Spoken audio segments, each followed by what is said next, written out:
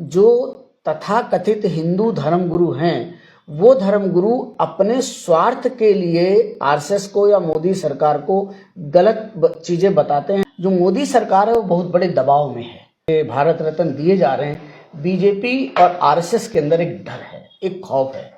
उस डर और खौफ को भरने के लिए, जीतने के लिए वो दो तरीके अपना रहे हैं। एक है लोभ और लालच का, प्रोत्साहन का, जो भारत रत्न दिए जा रहे हैं। दूसरा डर और भय का, जो ईडी सीबीआई के द्वारा किया जा रहा है। भारत की जनता जो है वो डिसाइड करेगी कि किसको लाना है, वो तानाशाह के खिलाफ जाएगी। नमस्कार, मैं शंभू कुमार सिंह और आप देख रहे हैं नेशनल दस्तक। इस समय मेरे साथ भंते दीपांकर सुमेधु हैं और राजनीति पर हम लोग बातचीत करने जा रहे हैं। आप अपनी प्रतिक्रिया भी जरूर दीजिएगा, आपकी प्रतिक्रिया भी बहुत ज़रूरी है। और सवाल है कि क्या होने वाला है देश में, ये सबसे बड़ा सवाल है। आप लोग सवाल भी पूछ सकते हैं। एक अपडेट दे रहा हूँ। सोचिए, पाकिस्तान में इमरान खान को जेल में डाल दिया गया, उनके चुनाव चिन्ह छीन लिए गए और उसके बाद इमरान खान के पास कोई ऑप्शन नहीं था, तो इमरान खान ने निर्दलीय चुनाव लड़ा और नतीजा ये हुआ कि अभी वो 100 सीट जीतने जा रहे हैं। मतलब इमरान खान सरकार बनाने जा रहे हैं। उनके सारे कैंडिडेट, क्योंकि उनकी पार्टी खत्म कर दी गई, चुनाव चिन्ह नहीं था, फिर भी वो चुनाव जीत गए। वहीं भारत सरकार लगातार भारत रत्न दे रही है। साल 5 लोगों को भारत रत्न मिल रहा है। तो क्या नरेंद्र मोदी चुनाव को देखते हुए सब कर रहे हैं? क्या इससे उनको फायदा होगा? और क्या जितने ज्यादा गठबंधन बढ़ेगी बीजेपी में, उससे नुकसान हो सकता है बीजेपी को? मान लीजिए कल 50 सीटों की कमी पड़ गई, तो जयंत चौधरी, नरेंद्र मोदी, नीतीश कुमार ये मान जाएंगे कि नरेंद्र मोदी प्रधानमंत्री हो? राजनीति में न कोई सगा होता है, न कोई दुश्मन होता है। इन सब मुद्दों पर डिस्कस करेंगे। भंते सुमेधु हैं। भंते जी, बहुत बहुत शुक्रिया आपको मेरे साथ जुड़ने के लिए। और आप धर्म को भी समझते हैं और राजनीति को भी समझते हैं जी। क्या लगता है, पहले तो ये बताइए कि जो हमारे धर्म के जो भंते हैं, चाहे जो भिक्षु हैं, वो राजनीति में सक्रिय क्यों नहीं होते हैं? देखिए, मुझे लगता है कि उनको शायद, अब तो लोग मंदिर से संसद जा रहे हैं, सब लोग मुख्यमंत्री बन रहे हैं। पहले भी रहा है। राजाओं के जो सलाहकार हुआ करते थे, राजाओं की जो मंत्रिमंडल में, वहां पर भिक्षु लोग हुआ करते थे। जो सम्राट अशोक थे, चंडाशोक से सम्राट अशोक बनाने में जो सबसे बड़ा योगदान एक भिक्षु का है। क्योंकि राजनीति को धर्म और ज्ञान का रास्ता भिक्षु लोगों ने दिखाया है, जिससे भारत का जो आज हम अखंड भारत की परिकल्पना जो बीजेपी आरएसएस के लोग करते हैं, वो अखंड भारत अशोक के टाइम में शुरू हुआ, नहीं तो कभी नहीं था। तो भिक्षुओं को मार्गदर्शक के रूप में राजनीति में आना चाहिए, ना कि विद्वेष की राजनीति में। तो शायद भिक्षुओं को इतना। लेकिन श्रीलंका में कुछ गड़बड़ हो गया। धर्म का जब राजनीति में बहुत घालमेल होता है तो अनर्थ भी आता है। म्यांमार देखिए, श्रीलंका देखिए, और पाकिस्तान की क्या हालत हुई देश में एक लोकतंत्र के तौर पे। भारत में भी धार्मिक इंटरफेयर किस तरह से देखते हैं? देखिए, जो भारत के अंदर धार्मिक इंटरफेरेंस है, जब कोई व्यक्तिगत स्वार्थ के लिए या किसी तानाशाह को खड़ा करने के लिए धर्म का इस्तेमाल करता है, तो नुकसान होता है। लेकिन वह अगर बहुजन के, सभी के सुख के लिए, सभी के हित के लिए सामने आता है, तो उसका फायदा होता है। और बुद्धिज्म के अंदर जो बुद्ध की जो बातें हैं, वहां पर तो जनतंत्र की बात है, लोकतंत्र की बात है, डेमोक्रेसी की बात है। तो वहां पर ऐसा नहीं होगा। बर्मा में क्यों नहीं ऐसा हुआ? वहां क्यों इतनी हिंसा हुई? श्रीलंका में क्यों? श्रीलंका अस्त-व्यस्त, वहां तो बुद्धिस्ट लोग जो थे उनका प्रभुत्व था। वहां पर क्या है कि श्रीलंका के अंदर जो भिक्षु लोग हैं, एक तरह से वो जातिवादी हो गए, सिंघल को सपोर्ट करने लगे। उन्होंने तमिल के खिलाफ खड़े हो गए, जो बुद्ध की शिक्षाओं के खिलाफ है। यदि श्रीलंका के भिक्षु लोग बुद्ध की शिक्षाओं के साथ होते, तो जो तमिल संस्कृति है वो पूरी बौद्ध संस्कृति है। तो मैं लेकिन जानकार कहते हैं कि राजनीति में जब धर्म का इस्तेमाल करने लगे कोई, तो समझिए कि वो फेलियर गवर्नमेंट है। वो जनता के लिए कुछ कर नहीं रही, तो धर्म का इस्तेमाल हो रहा है। धर्म यदि मार्गदर्शक के रूप में है, तब वहां पर कोई फेलियर नहीं होगा। लेकिन धर्म यदि गलत तरीके से है, जैसे आप बुद्धकालीन भारत में देख सकते हो, जो अजात शत्रु थे, उनके सलाहकार जो थे वो देवदत्त थे। और देवदत्त ने, अजातशत्रु ने गलत काम किए, भगवान बुद्ध के ऊपर ही एक हाथी छोड़ दिया मारने के लिए। तो जो धर्म गुरु है, जो सलाहकार है, वो वास्तव में जन कल्याण के लिए है या वह उस राजा के कल्याण के लिए है? लेकिन आज ज्यादातर देखा गया कि जो धर्म गुरु होते हैं या धर्म, तो वो अपने ही धर्म को लेकर बहुत पॉजिटिव होते हैं और बाकी धर्मों को फिर वो रौंदना शुरू कर देते हैं। वो तो हम वर्तमान में भी देख रहे हैं कि जो तथाकथित हिंदू धर्म गुरु हैं, वो धर्म गुरु अपने स्वार्थ के लिए आरएसएस को या मोदी सरकार को गलत चीजें बताते हैं, ना कि जबकि भारत का संविधान कहता है कि सभी धर्मों का सम्मान होना चाहिए और सबको धार्मिक आजादी है। धर्म के आधार पर भेदभाव नहीं होना चाहिए। सम्राट अशोक का तो एक शिलालेख है, वो कहते हैं कि यदि आप खाली अपने धर्म को प्रोत्साहित करते हो, दूसरे के धर्मों की निंदा करते हो, तो आप अपने धर्म को ही गड्ढे में ले जाते हो। चलिए राजनीति पर आते हैं। राजनीति पर पहला आपको क्या लग रहा है? नरेंद्र मोदी 5 भारत रत्न दे चुके हैं, जिसमें जननायक कर्पूरी ठाकुर और अब किसान मसीहा चौधरी चरण सिंह। अच्छी बात है भारत सरकार। क्या ये चुनाव की वजह से है और क्या रिस्पॉन्स होगा इसका? क्या जो दलित पिछड़े आदिवासी किसान नाराज है वो मान जाएंगे बीजेपी से? देखिए, जो जननायक कर्पूरी ठाकुर जी की बात है, उनको भारत रत्न देना एक समाज के अंदर उनके जो कार्य हैं उनको रिकॉग्नाइज करना ये बड़ी अच्छी बात है। लेकिन जो मोदी सरकार है वो बहुत बड़े दबाव में है, वो प्रेशर के अंदर काम, उसको डर है, वो जन भावना को समझ चुकी है कि यदि हम विभिन्न जातियों को, लोगों को सम्मानित नहीं करेंगे तो शायद हम सत्ता में नहीं आएंगे। और ये सब सिर्फ इस कारण हुआ क्योंकि बिहार के अंदर जो जातिगत जनगणना हुई है उसका प्रभाव है। उस जातिगत जनगणना का ही प्रभाव है कि अब बीजेपी ने विभिन्न राज्यों के अंदर बैकवर्ड और शेड्यूल कास्ट के लोगों को मुख्यमंत्री और उप मुख्यमंत्री बनाने लग गए। ट्राइबल भी मुख्यमंत्री, बिल्कुल ट्राइबल को भी बना रहे हैं। अच्छा, एक बात मुझे समझाइए भंते जी कि जिस तरह से अभी हो रहा है, चीजें हो रही है, क्या लगता है कि मेरे जहन में एक सवाल आ रहा है कि क्या जिस तरह से पिछले 10 सालों में आरक्षण से खिलवाड़ हो रहा है, आज भी वैकेंसी आती है तो ओबीसी एससी एसटी का आरक्षण कम कर दिया जा रहा है, लगातार चोरी हो रही है। यूपी का मामला सबके साथ है 6800 सीटों का। अभी यूजीसी ने एक नोटिफिकेशन जारी, बेईमानी पकड़ी गई थी। आज तक कोई ऐसी वैकेंसी नहीं होगी, अगर कोई मुझे गलत साबित कर दे तो मैं 5000 रुपए का इनाम दूंगा। कोई ऐसी वैकेंसी नहीं होती है जिसमें गड़बड़ी ना हो, और आज तक वैकेंसी निकालने वालों को सजा भी नहीं होती है। तो एक तरफ तो आप सोशल जस्टिस के जो मानने वाले लोग हैं, आप कर्पूरी ठाकुर को स्वागत सम्मान दे रहे हैं, किसान के नेता का सम्मान दे रहे हैं, लेकिन न किसानों की बात मानी जा रही है, न स्वामीनाथन को भी स्वामीनाथन रिपोर्ट ही नहीं लागू हो रही है। तो क्या ये जो जनता को कुछ नहीं मिल रहा है उसको ढकने की कोशिश है? बिल्कुल। देखिए, जो रिजर्वेशन की बात है उसको हमको 2 हिस्सों में बांटना चाहिए। एक है प्रतिनिधित्व, जो बाबा साहब ने और जननायक कर्पूरी ठाकुर जी ने जो बात करी वो प्रतिनिधित्व की बात थी। जो ईडब्ल्यूएस है वो रिजर्वेशन है। प्रतिनिधित्व और रिजर्वेशन के अंदर एक अंतर है। ओबीसी और शेड्यूल कास्ट और शेड्यूल ट्राइब को आज तक रिजर्वेशन नहीं मिला है, ये तो उनका प्रतिनिधित्व सरकार में होना चाहिए। तो जो शेड्यूल कास्ट, ओबीसी और एससी एसटी के लोग हैं वो इस बात को सुप्रीम कोर्ट और सबके सामने रखें कि जिस तरह से पार्लियामेंट में हमारा प्रतिनिधित्व होगा उसी तरह से प्रशासन में प्रतिनिधित्व हो। हाँ, एमएलएमपी में है लेकिन नौकरियों में नहीं है। ओबीसी को, एससी एसटी को आज तक रिजर्वेशन नहीं मिला है। नाम आप उसको नई बात कह रहे हैं आप। और जो ओबीसी और एससी एसटी के लोग हैं वो प्रतिनिधित्व की बात नहीं कर रहे हैं।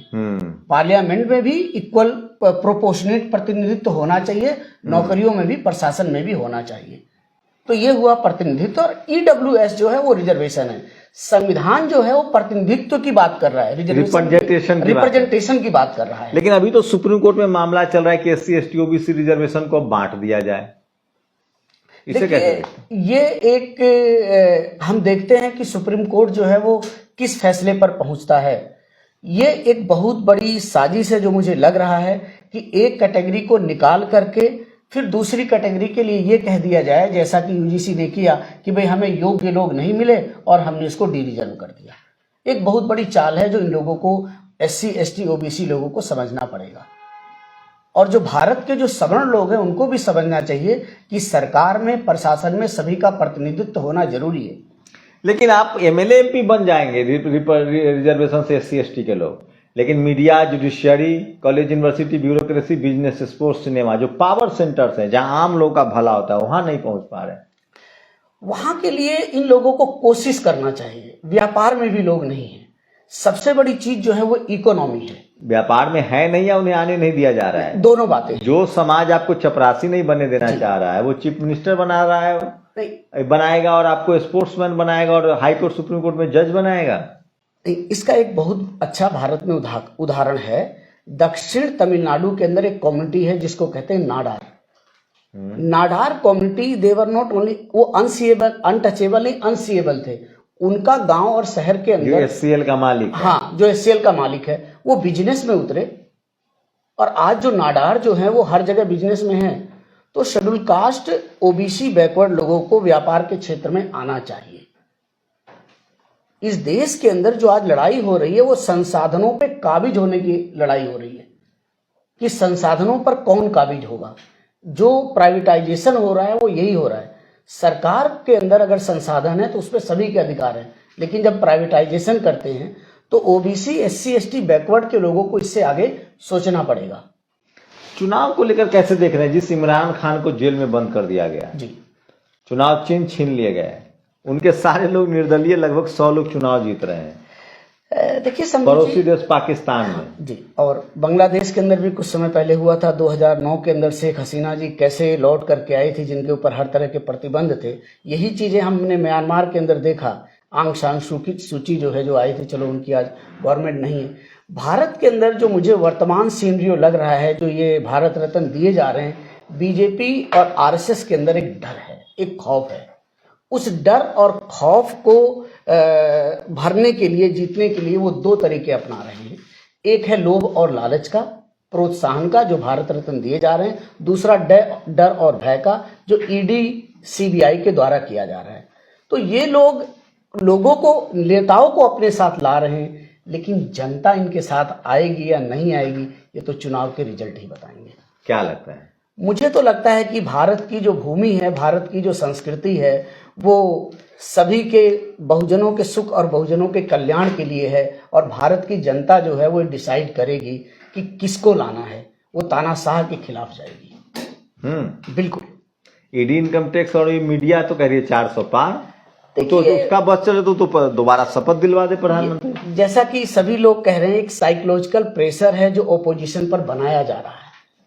इस देश के अंदर जो इंदिरा ने काम किया, आज भी बीजेपी के लोग भी अगर जाकर के इंदिरा जी की स्मृति देखें तो उनकी आंखों में आंसू आ जाएंगे।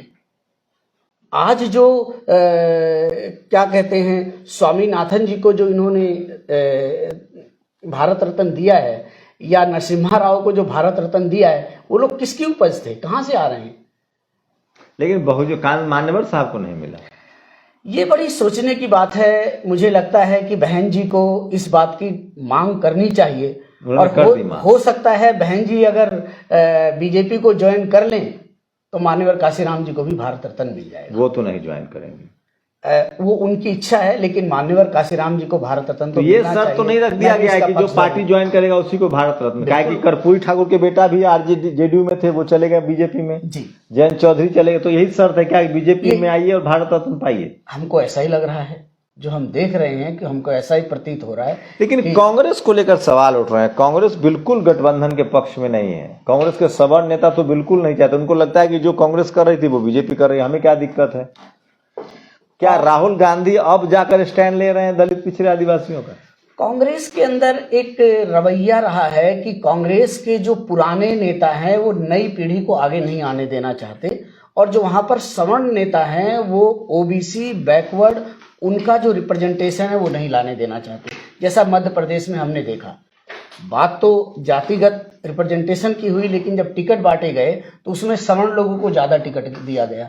बीजेपी इस खेल को बड़े सही ढंग से खेलती है। जो गोविंदाचार्य जी ने बैकवर्डों को ला करके बीजेपी के अंदर डाला, वहां से बीजेपी उठना शुरू हुई। दूसरी चीज है जो गोविंदाचार्य जी बैकवर्ड नहीं, वो तो बैकवर्ड नहीं है, लेकिन उन्होंने बैकवर्ड को लेकर बैकवर्ड है, ही इज ए ब्राह्मण एज आई नो, लेकिन उन्होंने बैकवर्डों को की राजनीति करने को आरएसएस को या बीजेपी को उन्होंने एक मार्गदर्शन किया, जिससे इतने समय तक जो है बीजेपी सत्ता में रही है। कांग्रेस के अंदर जो सबसे बड़ी समस्या है कि कांग्रेस के जो SC, ST, OBC के सेल हैं वो डिफंक्ट पड़े हुए हैं।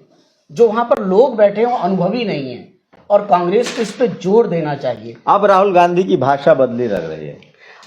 देखिए, राहुल गांधी जी ने अब उस चारदीवारी से निकल करके वास्तविक भारत को देखा है। राहुल गांधी जी एक बड़े शिक्षित और सॉफ्ट व्यक्ति हैं। उनके अंदर दया है और करुणा है, उनके अंदर तानाशाह नहीं है। वो ब्रिटेन के पढ़े हुए व्यक्ति हैं। उनको मालूम है कि जनतंत्र क्या होता है, जनमानस क्या होता है। ये भारत के लोगों को माँ की परवरिश का नतीजा है। बिल्कुल है। माँ की जो परवरिश है, जो मार्गदर्शन है, इस देश के अंदर सोनिया गांधी से बड़ा त्याग किसने किया? वो चाहती तो कुर्सी पर बैठ सकती थी, लेकिन हेमंत सोरेन की गिरफ्तारी को कैसे देख रहे हैं? बीजेपी को फायदा होगा, नुकसान होगा, या सबसे बड़ा नुकसान होगा? देखिए, जो हेमंत सोरेन की गिरफ्तारी का मुझे ऐसा लगता है कि जो आज ST समाज है वो जागृत हो चुका है और इसका नुकसान होने वाला है। इस नुकसान के ही डर से तो ये 3 भारत रत्न दिए गए हैं। ये जो भारत रत्न 3 दिए जा रहे हैं, इस हेमंत सोरेन की गिरफ्तारी और उनकी स्पीच के बाद दिए जा रहे हैं। जो हेमंत सोरेन ने जो वहां की जो असेंबली के अंदर जो बातें कही हैं, वो लोगों का जो मन और मस्तिष्क है उसको खोलने वाली बातें हैं। भंते जी, एक आखिरी सवाल, क्या पाकिस्तान में जिस तरह से बैट बल्ला चुनाव छीन लिया गया, लेकिन वो आदमी चुनाव जीत रहा है निर्दलीय, भारत में भी कई दलों के चुनाव चिन्ह छीने गए हैं, पार्टियां तोड़ी जा रही है। देखिए, जनता सब देख रही है। बिल्कुल, ये भारत है। यहाँ पे बड़े से बड़े तानाशाह आए। इस भूमि के अंदर कुछ जादू है, इस संस्कृति के अंदर कुछ जादू है कि भस्मासुर अपने आप पैदा होते हैं और अपने आप भस्म हो जाते हैं, किसी की आवश्यकता नहीं होती। चलिए, तो भंते सुमेधो जो हैं वो तमाम राजनीतिक विषयों पर हमने बात की। आप लोग अपनी प्रतिक्रिया जरूर दिए। सवाल तो है कि जिस बीजेपी के साथ मीडिया 400 पार कह रहा है, वो बीजेपी चुनावी राजनीति कर रही है, क्या वो डरी? और इमरान खान की जीत क्या दिखाता है? जिनका चुनाव चिन्ह छीन लिया गया, जिनको पार्टी से बेदखल कर दिया गया, जेल में डाल दिया, क्या भारत का विपक्षी नेता जेल जाने के लिए तैयार है? जा रहे हैं लोग तो पाला बदल रहे हैं, आप कह रहे जा रहे नहीं, पाला वो बदल रहे हैं जिनको लोभ दिया जा रहा है। मोदी साहब लोभ उनको दे रहे हैं जो लोभ से आने वाले हैं। लेकिन अगर जेल में डाले तो ज्यादा नुकसान होगा बीजेपी को। बिल्कुल वही होगा। अरे यही नुकसान तो इंदिरा जी ने सहा, जेल में डाला। मोदी जी इंदिरा जी के कार्यों को रिपीट कर रहे हैं। मुझको अच्छा, इंदिरा गांधी को भी एक दिन के लिए जेल में डाला गया था, उसके बाद इंदिरा गांधी की वापसी हो गई थी, ये भी फैक्ट है। बिल्कुल। और चौधरी चरण सिंह प्रधानमंत्री बने, प्रधानमंत्री थे जी। हाँ, उस समय थे जब उनको जेल में डाला। वो उन्होंने डालना उचित नहीं समझा था। जो क्या नाम था उनका, जो गुजरात वाले जो प्रधानमंत्री पहले कांग्रेसी जो प्रधानमंत्री बने, मुरारजी देसाई, उन्होंने नहीं डाला। चौधरी चरण सिंह प्रधानमंत्री बने, फिर वो सरकार गिर गई। तो खैर, आप लोग की प्रतिक्रिया दीजिए। क्या विपक्ष तैयार है? सोचिए, इमरान खान ने बिना पार्टी की वापसी कर ली है, निर्दलीय उम्मीदवार उसके जीत रहे हैं। लोकतंत्र है साहब, कुछ भी हो सकता है। अपनी प्रतिक्रिया जरूर दीजिए। पूरी बातचीत पर आपकी क्या राय है? शुक्रिया भंते। शुक्रिया, धन्यवाद। नेशनल दस्तक की आपसे गुजारिश है कि अगर इसको बचाना चाहते हैं तो नेशनल दस्तक को सब्सक्राइब करने के लिए रेड कलर के सब्सक्राइब बटन को दबाएं, फिर बेल आइकन की घंटी दबाएं। नेशनल दस्तक को बचाने के लिए बहुत जरूरी है कि हर खबर को शेयर करें, लाइक करें, कमेंट जरूर करें।